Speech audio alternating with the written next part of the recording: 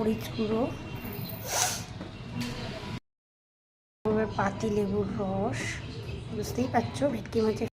দেখো রসুন বাটা, লঙ্কা 5টা 6টা, একটুখানি ধনে পাতা, মতো লবণ দিয়ে ভালো করে মাখিয়ে নিলাম।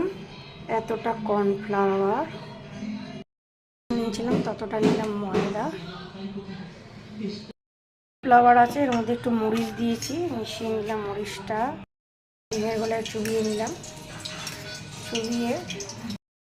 ডিমের গলা আগে ডুবিয়ে নিলাম,